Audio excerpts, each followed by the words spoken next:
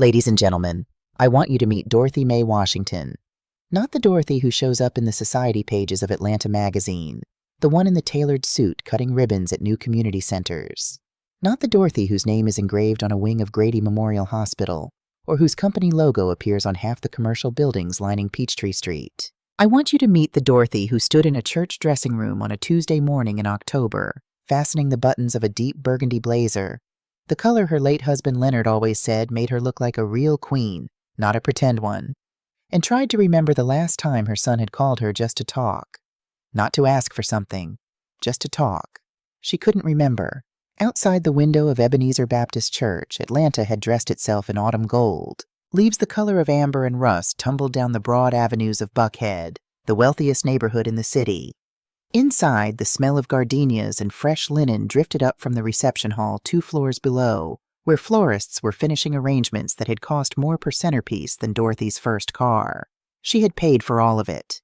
Every rose, every candle, every plate of herb-crusted salmon and truffle risotto for 230 guests. $265,000. She hadn't mentioned it to anyone except her assistant, Brianna Holloway, who had processed the payments with her usual quiet efficiency in the single comment, "Bless your heart, Dorothy, the real kind." A knock at the door. "Mrs. Washington?" Brianna's voice, warm and steady as always. "Elijah's asking for you, 20 minutes to the ceremony. Tell him I'm coming." Dorothy opened the small silver locket she kept in her purse, not to check the time, but because inside was a photograph barely larger than a postage stamp. Leonard at 42, laughing at something off camera, his reading glasses pushed up on his forehead the way he always wore them when he was excited about an idea. "How does he look?" she whispered. She already knew the answer. She had seen Elijah in his tuxedo an hour ago, and her chest had nearly cracked open with pride. He looked exactly like his father at 33. The same strong jaw, the same shoulders, the same way of standing like he was about to say something important. She just hoped he was ready to mean it. She closed the locket, checked the burgundy blazer one final time, and walked out to marry off her only son. What Dorothy did not allow herself to think about, not in the dressing room, not during the ceremony, not during the first hour of cocktail reception at Capital City Club, one of the oldest private clubs in the American South, the kind of place that had been deciding who mattered since 1883, was the feeling she had been carrying for 18 months like a stone in her coat pocket. The distance. It hadn't happened all at once. It had happened the way a good painting fades, slowly, in ways you only notice when you compare it to how it used to look. Elijah called less. His voicemails were shorter. When she visited his apartment in Midtown, he was always just about to head out. When she suggested Sunday dinners, there was always a prior engagement with Savannah's family, or a work trip, or a friend's birthday. She had told herself it was natural. He was building a new life. He was in love. She remembered what it felt like to be newly in love with Leonard. The whole world contracted to just the two of you, and everything else, including people who loved you, had to wait patiently at the edges. But there was something else, something she hadn't been able to name until the engagement dinner 6 months ago, when she had met Savannah Caldwell Pierce's family for the first time. Savannah herself was beautiful in the way that expensive upbringings produce, effortlessly put together, quick with a smile, socially fluent in the particular dialect of old Atlanta money. Dorothy had watched her move through the restaurant that evening and thought, this girl has never been told no by anyone she cared to impress. Then Savannah had looked around Dorothy's living room, the one with the original Carrie James Marshall canvas above the fireplace and the Kehinde Wiley portrait near the hallway, and said with complete natural confidence, "Mrs. Washington, I know the most wonderful interior designer. She completely transformed my parents' guest wing. I think she could really refresh this space for you." There was a beat of silence. "That's very thoughtful of you," Dorothy had said pleasantly. "Those 2 paintings on the wall are by Carrie James Marshall and Kehinde Wiley. I bought them directly from their galleries in 1997 and 1999, but I'm always open to a second opinion." Savannah had smiled and moved on to another topic, as people do when a conversational grenade fails to detonate the way they intended.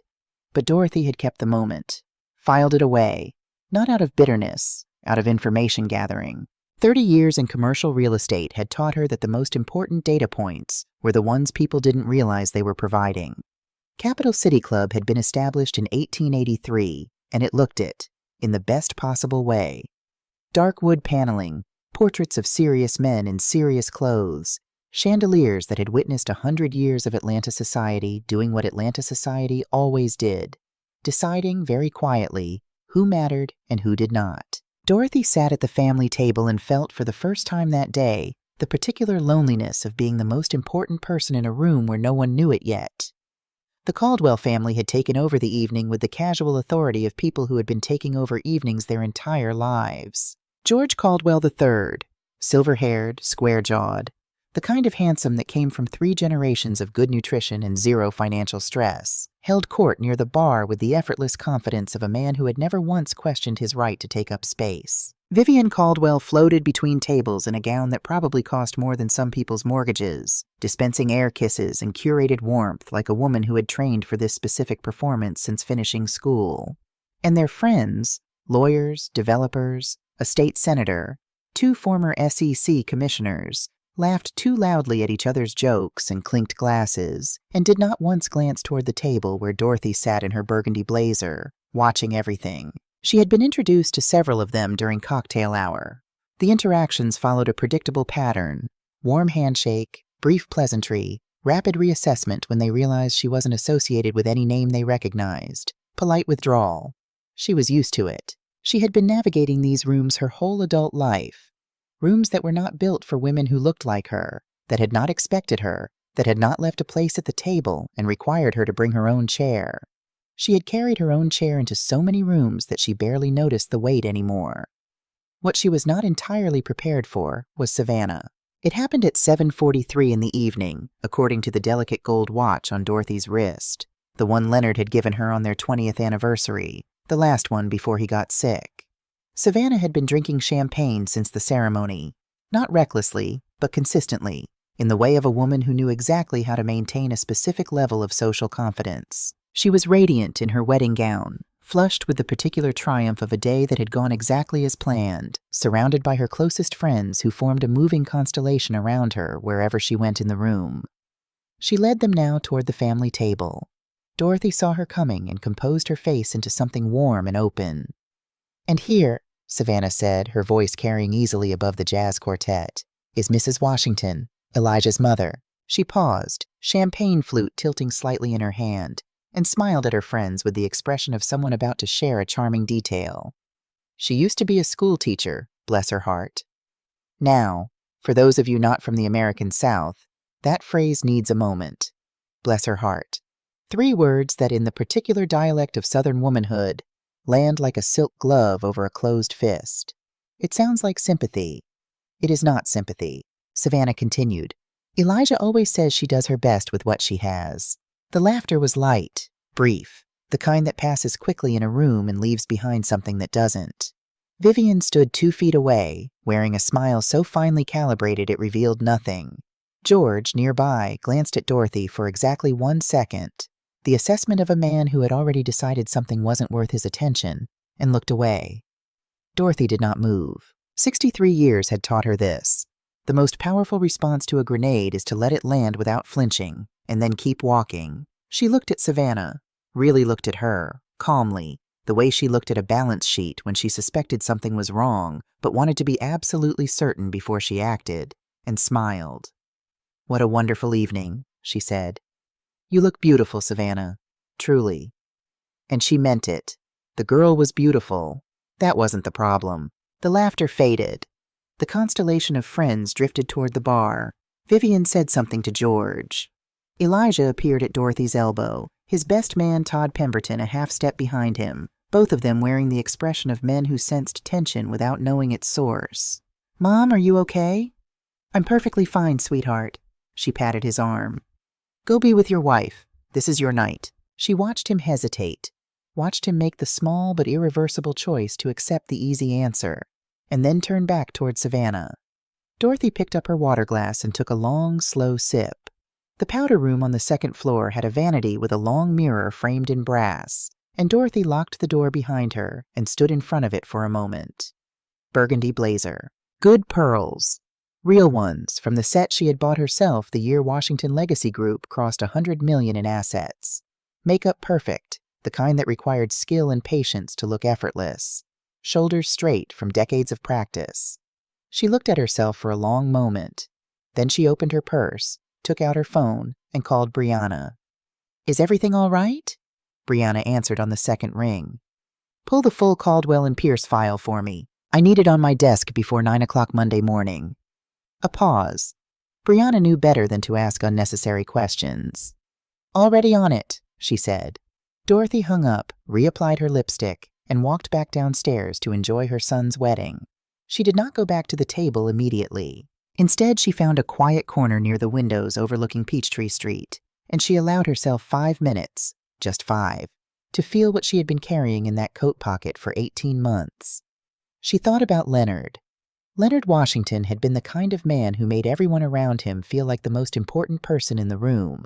Not as a technique, because he was genuinely, constitutionally curious about people in a way that never diminished. He had been an engineer by training, a builder by temperament, and a dreamer by nature, and the combination had produced, in 1989, a small company called Washington Legacy Group that bought and renovated distressed commercial properties in underserved Atlanta neighborhoods. By the time Elijah was born, the company had 3 employees and a modest portfolio. By the time Elijah started school, it had 12 employees and was expanding into Tennessee. And then, in the spring of 2004, Leonard had sat down across from Dorothy in the kitchen of their home in southwest Atlanta and told her, very calmly, very quietly, in the voice he reserved for things that required absolute clarity, that the doctors had found something in his pancreas. "Tell me the plan," Dorothy had said, because with Leonard, there was always a plan. "The plan is that you're going to be okay," he had said. "Both of you. I need you to know that." He was gone 9 months later. The note he left, a single sheet of yellow legal paper in his handwriting folded inside the company's original partnership documents, said simply, "You know how to do this. You always have. You just haven't believed it yet." Dorothy had believed it. She had walked into the first bank meeting alone at 44 years old, a former schoolteacher with a dead husband's portfolio and 52 pages of financial analysis she had written herself at the kitchen table after Elijah went to bed. She had sat across from a loan officer who looked at her like she was a pleasant surprise that wouldn't pan out, and she had been so calm and so precise and so thoroughly prepared that he approved the loan before she finished her 3rd presentation slide. She had cried in the car afterward. 10 minutes, alone in a parking garage. Then she had wiped her face, driven to the construction site, and gotten to work. That was 2005. Now it was 2024, and Washington Legacy Group held title to 43 commercial properties across Georgia and Tennessee, employed 217 people, and was valued, conservatively, at just over $400 million. And her son's new wife thought she did her best with what she had. Dorothy finished her 5 minutes, straightened her shoulders, went back to the table. The moment that changed everything happened at 9:17 in the evening, near the dessert station. George Caldwell III was in the middle of a story about a waterfront development deal when he paused mid-sentence and looked across the room. He had looked at Dorothy twice that evening without seeing her. This was the 3rd look, and it was different. This time, something behind his eyes shifted. He excused himself from his group and crossed the room with the measured confidence of a man accustomed to being watched as he moved and stopped in front of Dorothy. "Forgive me," he said, his voice lowered. "Are you D.M. Washington, the Washington Legacy Group?" Dorothy set down her dessert fork. "I'm Dorothy Washington," she said. "Yes." George Caldwell III went very still, and Dorothy watched, with the patient attention of a woman who had spent 3 decades reading rooms, as the full weight of the situation settled onto his shoulders like a coat made of lead. Because what George knew, and what Dorothy had known for 6 weeks, was this.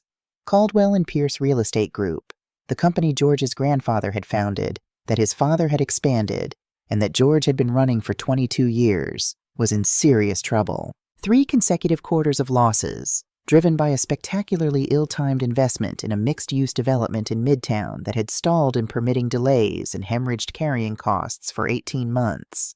2 of their largest anchor tenants had declined to renew. Their credit lines were at 80% capacity. The board of directors, quietly, without informing George until it was done, had reached out to Washington Legacy Group 2 months ago about a strategic partnership, a real one, operational oversight, spending authority above $500,000, a formal advisory role with genuine decision-making power. George had signed the agreement 3 weeks ago. He had not told his family because the specific geometry of his pride would not allow him to announce that he needed help, and certainly not help from someone whose full name he hadn't bothered to learn. The name on the agreement had been D.M. Washington. Dorothy had read the file 6 weeks ago and understood immediately, with the clarity of someone who processes information without the interference of ego, exactly what this meant. She had said nothing to anyone except Raymond Okafor, her attorney, and Brianna. She had attended her son's wedding and sat at the family table and been called a charity case in front of 200 people. And she had waited. Now she looked at George Caldwell III and said quietly enough that no one else could hear, "Come to my office Monday morning, George, 9 o'clock. We have a great deal to discuss." George opened his mouth, closed it. "My assistant will confirm the address," Dorothy said pleasantly. "Enjoy the rest of the evening." She picked up her dessert fork and returned to her plate. Elijah found her near the coat check at 10:30, just as she was preparing to leave. "Mom," he looked unsettled in a way that the champagne hadn't caused. "Savannah's dad looked like he saw a ghost. What happened?" "We had a lovely conversation," Dorothy said, accepting her wrap from the attendant. "I'm headed home. Walk me out?" They stood on the steps of Capital City Club while her car was brought around, the October air cool and clean. "Are you okay?" Elijah asked. "Really?" Dorothy looked at her son.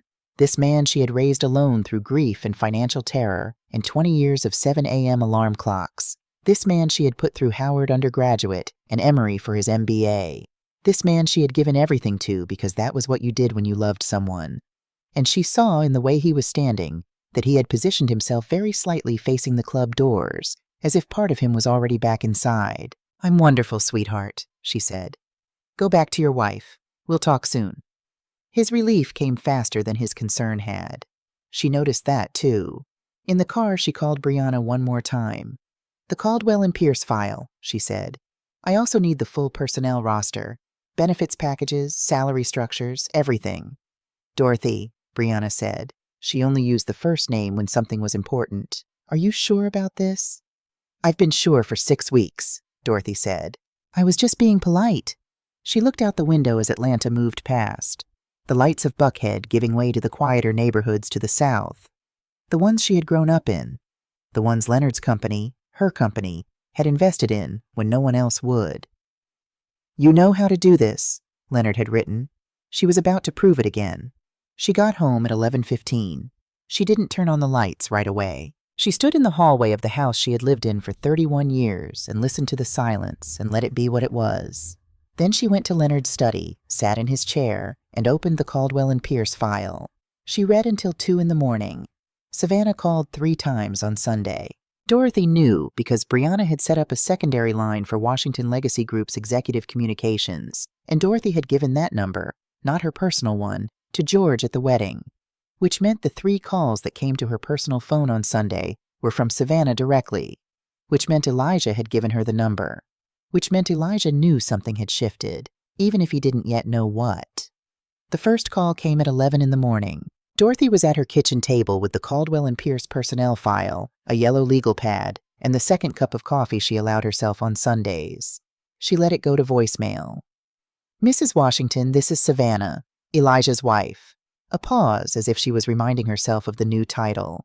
"I'm calling because I think perhaps there was some confusion last night, and I'd love to connect and clear the air.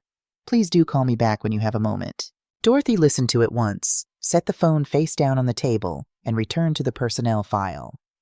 47 employees at Caldwell and Pierce had lost their full health insurance coverage in a cost-cutting initiative in 2021.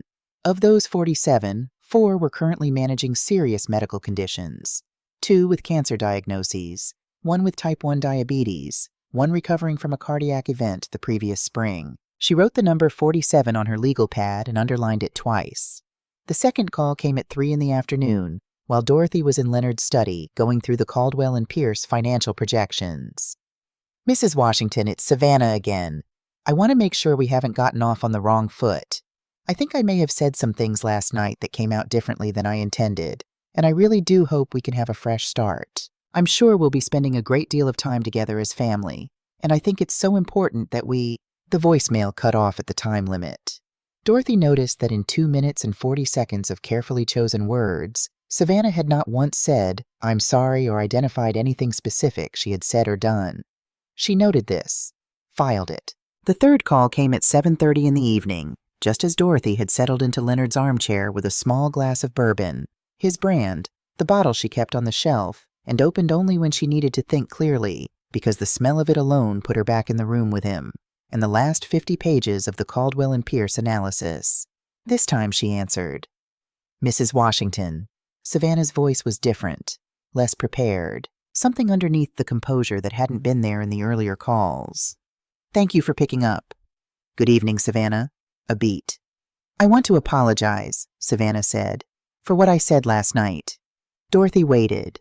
In 22 years of board meetings and contract negotiations, she had learned that silence was the most efficient way to determine whether someone was apologizing or performing an apology.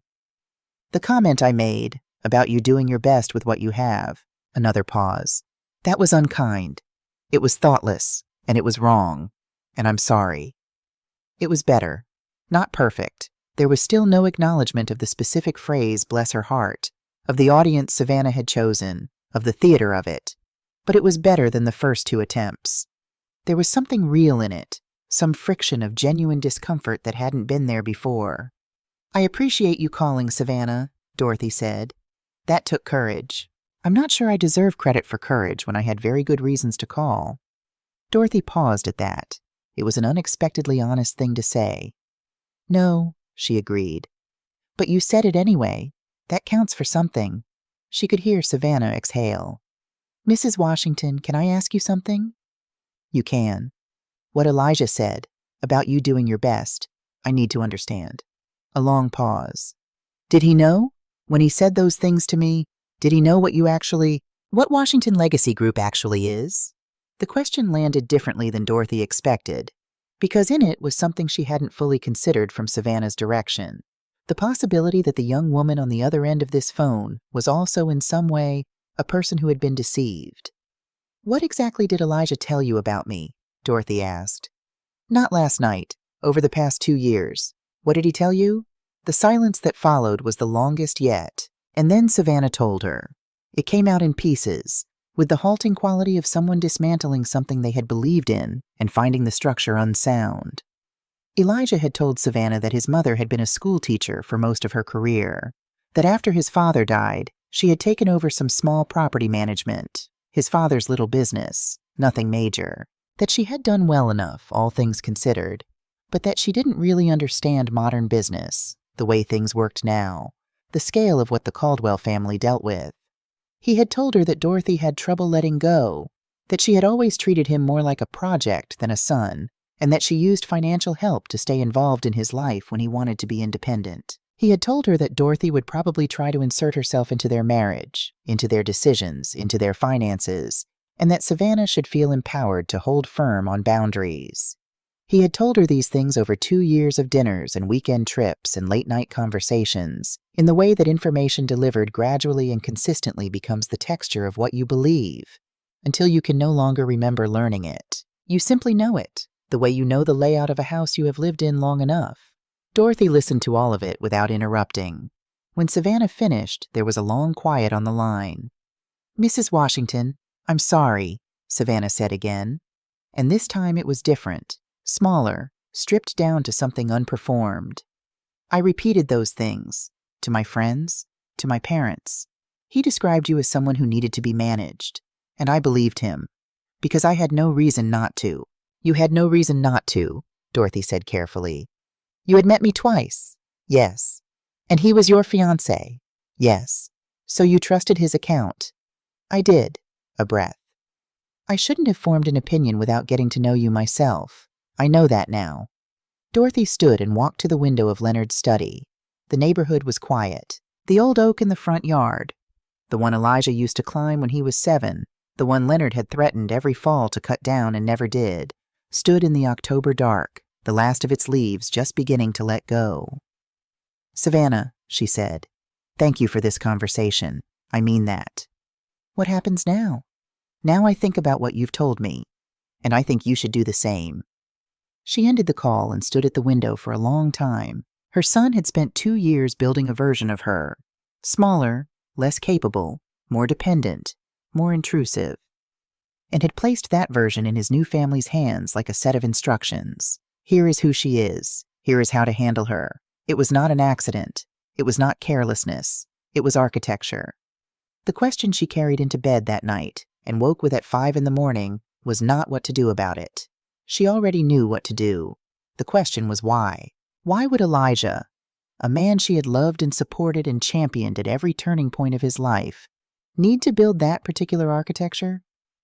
What was he hiding behind it? She didn't have the answer yet, but in her experience, when you found a false wall in a structure, you didn't knock it down immediately. You studied it first. You figured out what it was holding up. Monday morning, 9 o'clock. Dorothy walked into the offices of Caldwell and Pierce Real Estate Group on the 32nd floor of One Atlantic Center wearing a charcoal gray suit, pearl earrings, the small ones, not the statement pair, and the particular expression she reserved for rooms where the power dynamic had not yet been made explicit. George was already there. So was the company's CFO, Arthur Bellingham, who looked like he hadn't slept, and their corporate attorney, Patricia Weston, who had the careful, controlled affect of someone professionally trained to reveal nothing. Dorothy set her briefcase on the table, opened it, and removed a bound report she placed in front of George without comment. 88 pages, custom tabs, her company's logo on the cover, and below it, Caldwell and Pierce Real Estate Group, Operational Assessment, Q1 to Q3 2024. She let him open it. Let him turn to the first summary page. Let him read the first 3 lines. Then she said pleasantly, "Your company is losing $2.1 million per quarter. You have 3 buildings operating at under 60% capacity. 2 long-term leases expire in April, and both tenants have already notified your property managers they will not be renewing. Your credit facilities are at 83% utilization."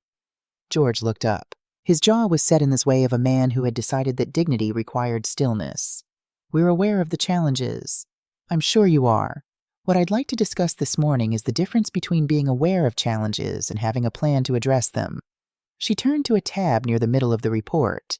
"Your 3 underperforming properties are all in corridors where market rents have increased between 18 and 24% since 2021. You're charging 2019 rates to long-term tenants, and while I understand the relationship logic behind that, the practical effect is that you're subsidizing successful businesses at your own company's expense."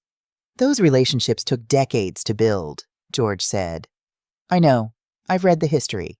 She said it without condescension. "And I'm not suggesting you end them. I'm suggesting you have honest conversations with those tenants about market reality. Conversations you've been avoiding because they're uncomfortable. Uncomfortable and necessary are not mutually exclusive." Arthur Bellingham shifted in his seat and said nothing. Patricia Weston wrote something on her notepad. George looked at Dorothy with the expression of a man beginning to understand the terrain. "Mrs. Washington, I'd like to understand the scope of your role here. The agreement my board signed gives Washington Legacy Group operational oversight and co-signatory authority on expenditures above $500,000. Dorothy said it the way she said all precise things, without inflection, the way math works. "That is the scope of my role. I'm not here to manage your company, George. I'm here to make sure the decisions that get made are the right ones. And if I disagree with your assessment, then we discuss it. I'm not unreasonable." Almost a smile. "I'm just prepared." A pause. George looked at the report again. "What do you want from us?" he said. And for the first time that morning, it sounded less like a negotiating position and more like a genuine question. Dorothy had been waiting for that shift. She outlined 3 things. First, the employee benefits restructuring.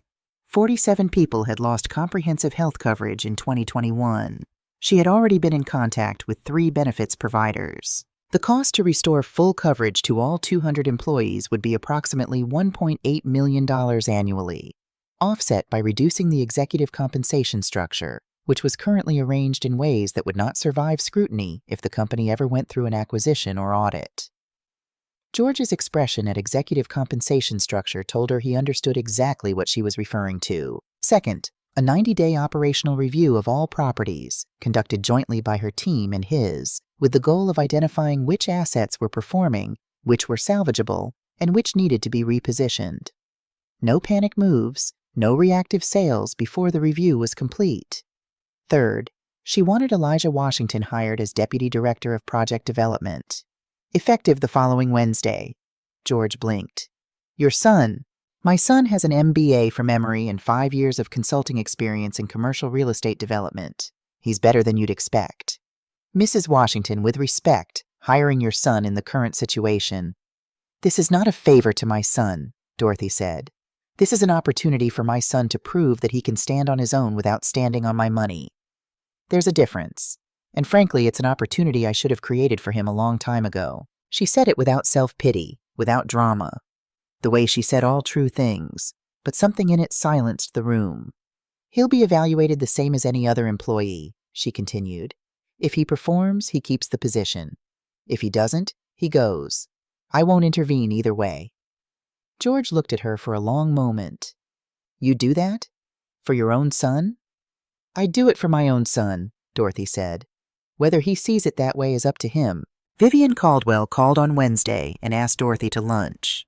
Dorothy recognized the move immediately. The same move George had made on Monday, scaled for a different setting and a different set of social tools. Where George had used the language of business to find leverage, Vivian would use the language of family. She agreed to meet. The Biltmore Ballroom, noon on Thursday. Vivian arrived 4 minutes early in a cream-colored dress that was understated in the precise way that requires a significant amount of money. She embraced Dorothy at the table with the warmth of a woman greeting a close friend she had known for years. Dorothy accepted it graciously and sat down. They ordered. The server left. Vivian discussed the restaurant, the weather, the wedding flowers. Beautiful, weren't they? And Dorothy answered pleasantly and waited. She waited through the appetizers. She waited through the first half of the main course. Then Vivian set down her fork and said, Dorothy, I want to address what's been happening. George came home Monday very unsettled. Savannah is worried. And I think, as family, we should be able to talk honestly about what we all actually want. What situation would that be? Dorothy asked. The changes you're proposing at the company are quite significant. George has run that business for over 2 decades, and I think it's natural that he'd want some time to... Vivian, Dorothy said it gently, not sharply. How many of your husband's employees lost their health insurance in 2021? A flicker. Just a flicker, but Dorothy caught it. I'm not involved in the day-to-day. 47 people. 4 of them are dealing with serious medical conditions right now. One woman, she has been with the company for 16 years. She is managing her cancer treatment on a plan that doesn't cover the medication her oncologist recommends. Vivian was very still. I didn't know that, she said quietly. No, I don't imagine you did. Dorothy took a sip of water. I'm not saying this to embarrass you or George. I'm saying it because these are the things that look invisible from inside a certain kind of life, and I need you to understand that when I make changes to that company, it isn't to disrupt your family. It's because some things need to change. Vivian was quiet for a moment. Then she said, and Dorothy gave her credit for this, because it was harder than most things said to her that week. What do you need from us, Dorothy? Honestly. Honestly? I need your daughter to finish what she started Sunday night. Not the first 2 calls, the third one. That version of Savannah I'd like to see more of. Dorothy said it without unkindness. And I need your husband to trust the process long enough to see that what I'm doing isn't punishment. It's just good business. Can the company be saved? Yes, Dorothy said simply. That's why I agreed to the partnership. I wouldn't have taken this on if I didn't believe it could work. Something released in Vivian's posture. Subtle, but there. Dorothy paid the check for both of them, without making it a gesture, the way she did all things that didn't require an audience. And she walked out into the Atlanta afternoon thinking about one phrase. Bad information from someone she trusted. Because she still hadn't answered her own question about the false wall. She still didn't know what Elijah was hiding behind it. She found out 2 days later. Todd Pemberton called on a Saturday morning from a number Dorothy didn't recognize at 7:15. She answered because she always answered numbers she didn't recognize. In her experience, the calls that came from unknown numbers at unexpected hours were the ones that mattered. Mrs. Washington. The voice was young, male, careful.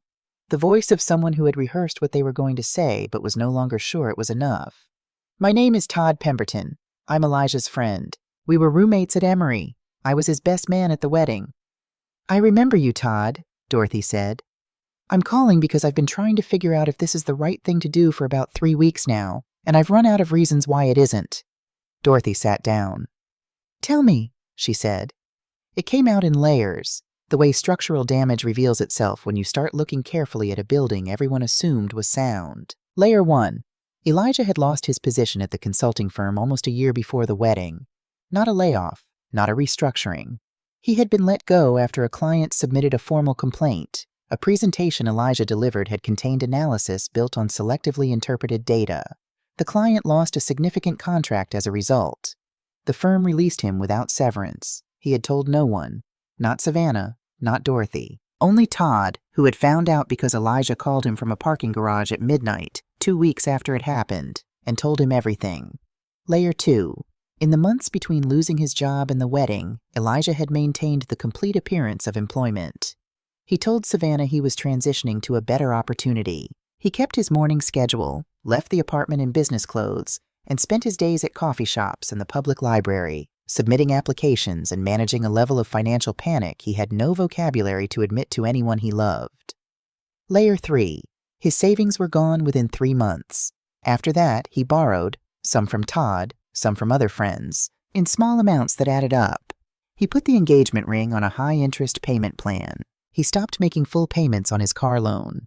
And when Dorothy offered to pay for the wedding, Elijah said yes, not out of ingratitude, but because without that money, the entire constructed reality of his life would have collapsed publicly, in front of Savannah's family, in front of everyone whose opinion he had decided mattered most. He was drowning, Todd said. And instead of telling anyone, he just kept swimming harder and hoped no one could tell. Dorothy was quiet. "I think," Todd said it carefully, "he needed you to seem smaller so no one would look too closely at him. If they were busy underestimating you, they weren't watching him." Dorothy closed her eyes for a moment. The false wall. Now she could see what it was holding up. "Thank you, Todd," she said. "This took real courage." "Is he going to be okay?"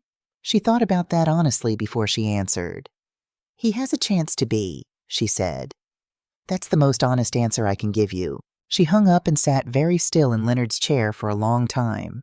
She had moved through anger somewhere in the long middle of that phone call and come out the other side into something colder and more clarifying. The specific grief of understanding exactly how you have been failed by someone you refuse to stop believing in. She had a dinner to plan, and a conversation that was far too long overdue. She called Elijah that evening and invited him and Savannah for dinner on Friday night. Her house, 7 o'clock, just the 3 of them. He said yes quickly, too quickly, with the eagerness of someone hoping a nice dinner might smooth over whatever he could sense was coming. She spent the rest of the week doing 3 things.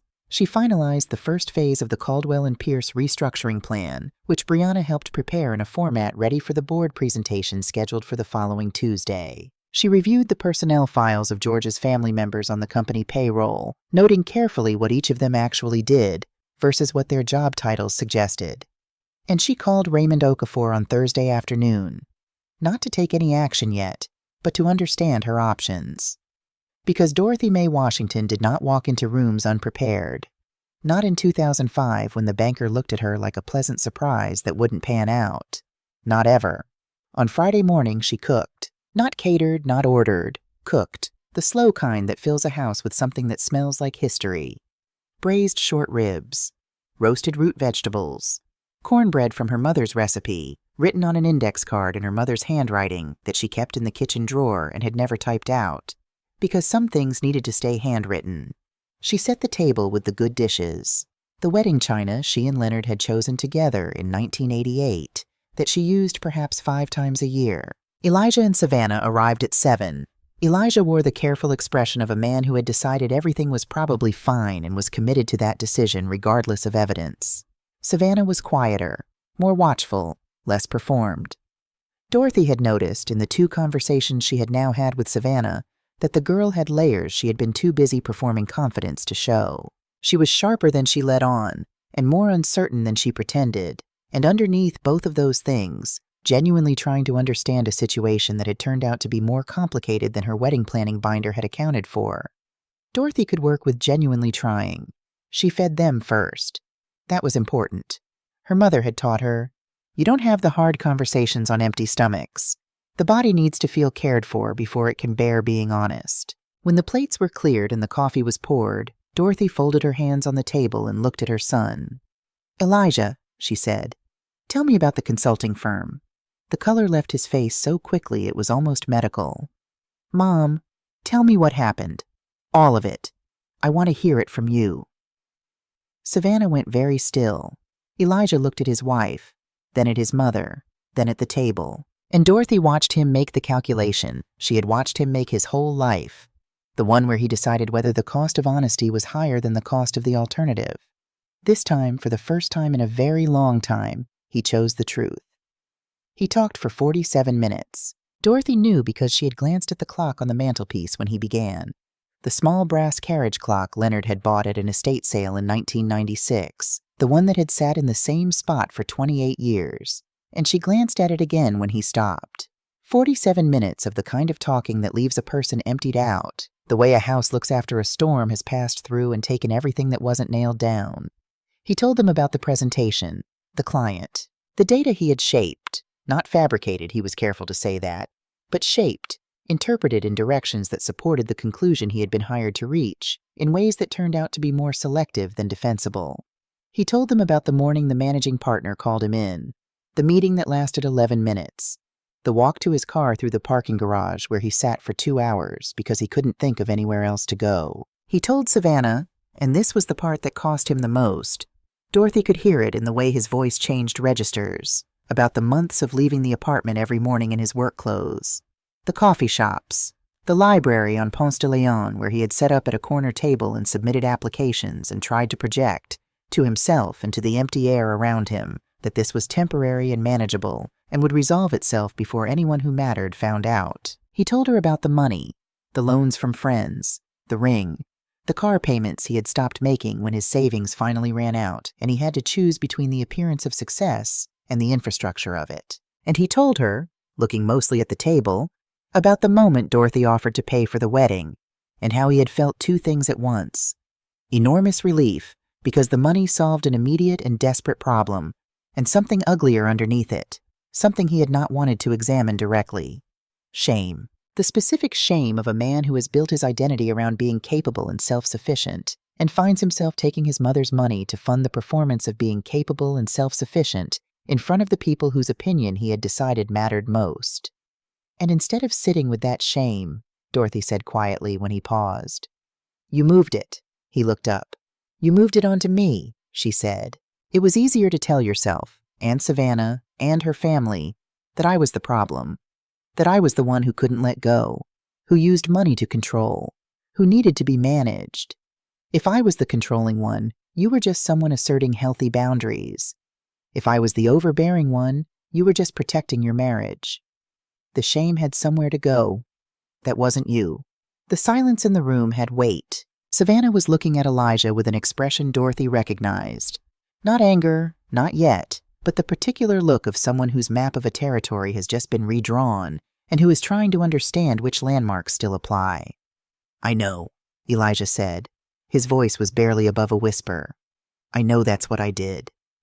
"Did you know you were doing it at the time?" A long pause. "Not completely.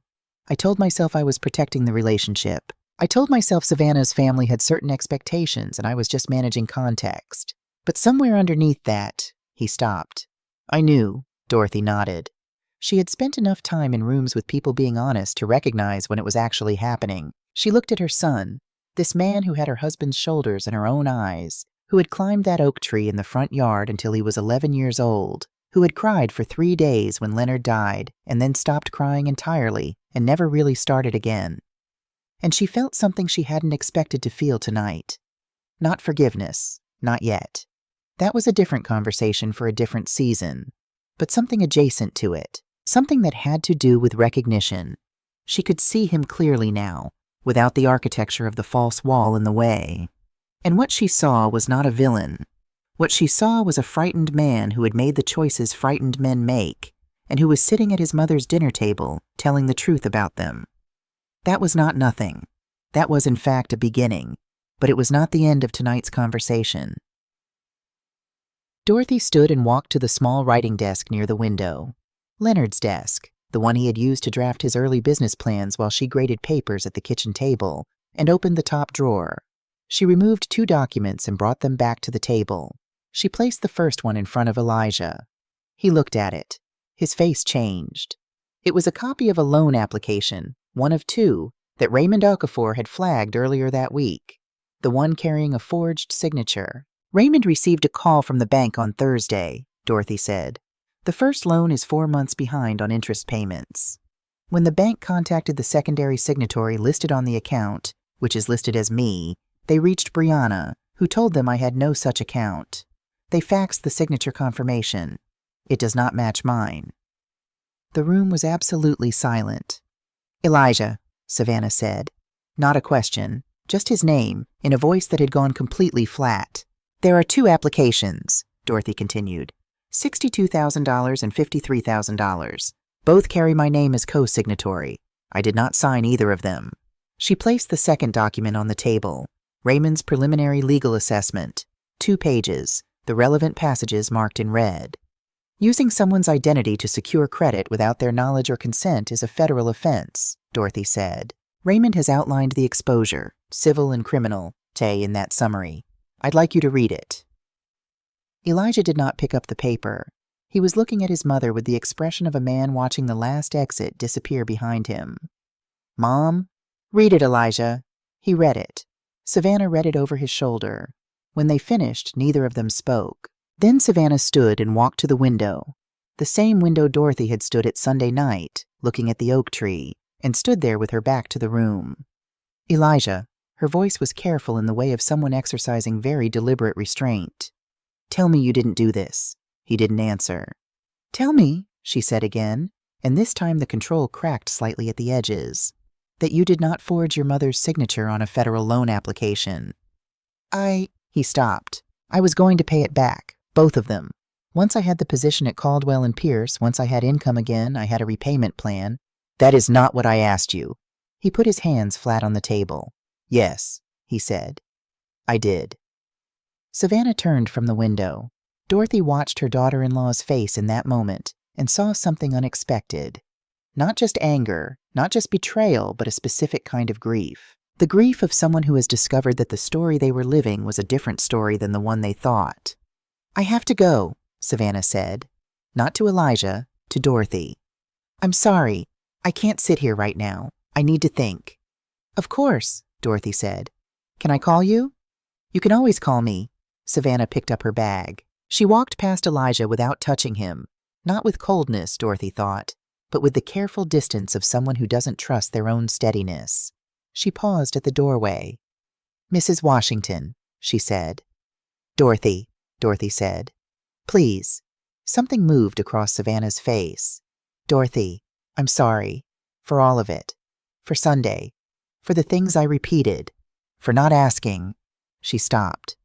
I should have asked. You'll know to ask now, Dorothy said gently. That's not nothing. Savannah nodded once and left.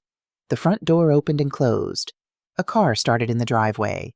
Dorothy and Elijah sat in the dining room with the good china and the half-empty coffee cups and the 2 legal documents between them. What happens now? Elijah said.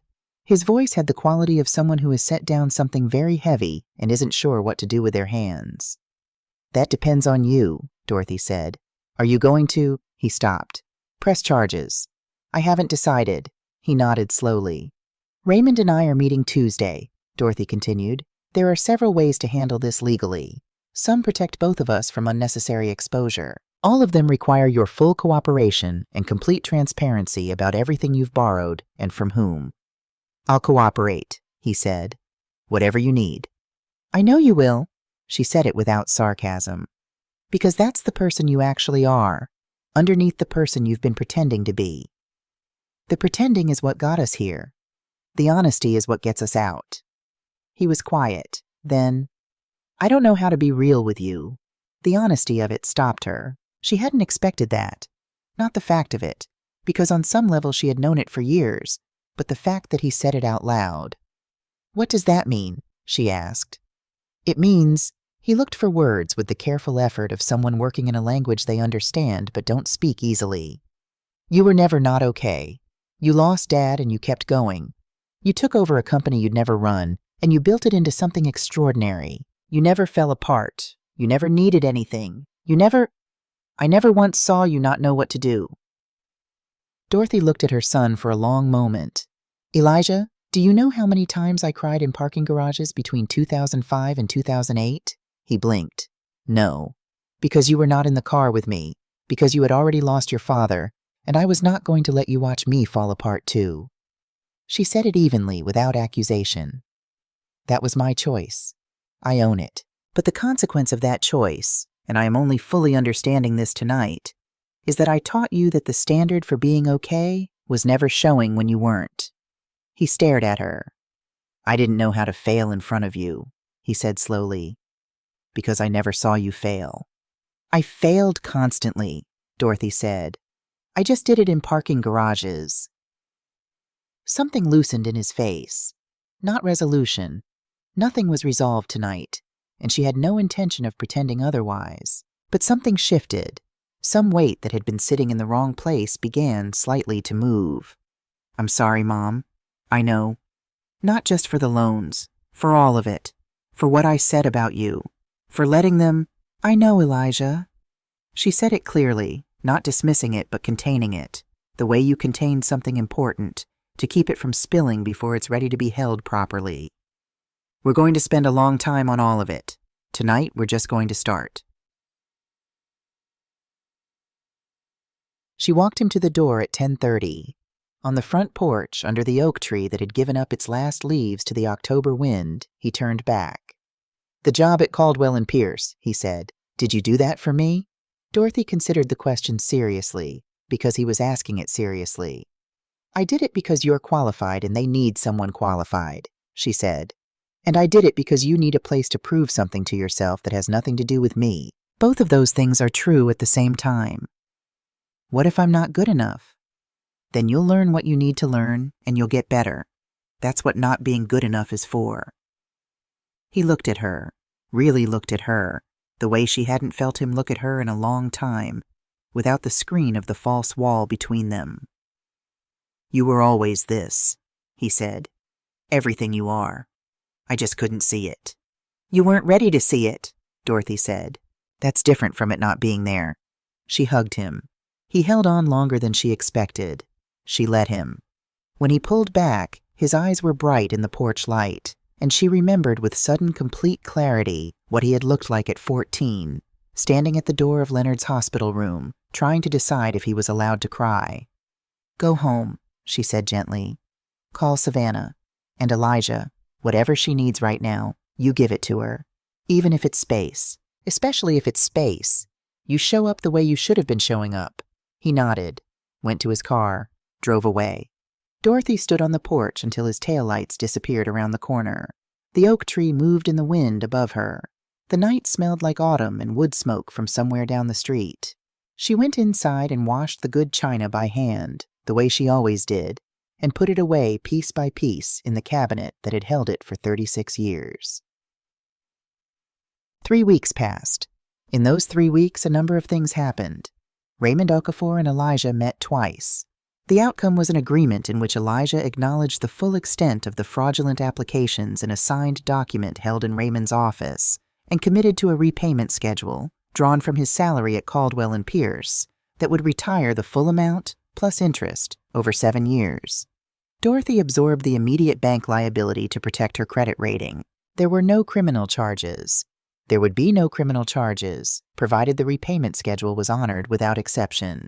Raymond had negotiated the terms with the precision and lack of sentimentality of a man who had known Dorothy Washington for 30 years and understood that mercy and accountability were not, in her worldview, opposites. Elijah started at Caldwell and Pierce on a Wednesday. George introduced him to the team with the careful neutrality of a man who had decided that cooperation was the smartest available strategy. By the end of his first week, 2 of the senior project managers had used the word sharp in separate conversations about him. Dorothy had not asked for that information. Brianna provided it anyway. "Don't tell me again," Dorothy said. "Understood," Brianna said. "He did well." "Brianna," stopping now. The board presentation happened on a Tuesday. Dorothy presented the 90-day operational review plan with Arthur Bellingham at her left, and George, visibly, effortfully composed, at her right. 3 board members asked substantive questions. The other 4 listened with the quality of attention that meant they had already made up their minds, and what they had made up their minds about was that DM Washington knew what she was doing. The vote to approve the plan was 6-1. George abstained. After the meeting, as the board members filed out, George stopped beside Dorothy in the emptying room. "The benefits package," he said. "When will the rollout be complete?" "January 1st, full coverage, all 200 employees. Retroactive claims processing begins December 15th. He was quiet for a moment. "You mentioned one employee had been with us for 16 years, he said. "Margaret Tilson. She's in accounts receivable." He nodded slowly, the nod of someone absorbing something they should have known and didn't. "I'll tell her personally," he said, "before the general announcement. She should hear it from me directly." Dorothy looked at him. "Yes," she said simply. "She should." Something shifted in George Caldwell's face in that moment. Not transformation, not redemption, nothing so dramatic or so fast. Just a small, quiet recalibration. A man of 61 years taking in a piece of information about himself and deciding, for reasons he probably couldn't fully articulate, to do something different. A few days later, Brianna mentioned that Arthur Bellingham had reported George had sat down across from Margaret Tilson at her desk and told her himself. He had not sent an email. He had not delegated it. He had gone to her desk. Dorothy found she was glad. Vivian called once on a Tuesday evening, 3 weeks after the dinner. She didn't ask about the company. She asked about Savannah. Dorothy appreciated the precision of that Vivian had understood, without being told, which question was the right one to ask. "She's finding her footing," Dorothy said. "Give her time." "She's stronger than she looks," Vivian said. "I know," Dorothy said. "I noticed." Savannah called on a Sunday morning in the quiet of early November. Not to report, not to negotiate, not to manage anything. She called because she had been walking through the High Museum of Art the day before and stopped in front of a Carrie James Marshall painting, a large one, a figure rendered in deep blue-black against a luminous background, and stood there for 20 minutes without entirely understanding why. Then she had gone home, looked up the name on the label, and sat with what she found for a long time. "I stood in front of it and I couldn't move," she said. "They require that," Dorothy said. "His paintings. They don't give up what they are quickly. The one in your living room, that one's from 1997. He wasn't yet what he became, but you could already see it coming if you knew how to look." A pause. "I'd like to see it again, if you'd be willing." "Come for coffee," Dorothy said. "Sunday after next. Come alone." "Okay." A breath. "Dorothy?" "Yes." "How are you doing, actually?" Dorothy considered the question the way she considered all genuine questions, seriously, without deflection, because the person asking deserved the real answer. "I'm doing the thing I should have done a long time ago," she said. "I'm figuring out what I want." "What do you want?" "I'll let you know when I've finished figuring it out." A pause. "But I'll tell you one thing. I'm sleeping better." Savannah laughed. It was the first time Dorothy had heard her laugh without the performance in it. It was a good laugh, surprised and completely real.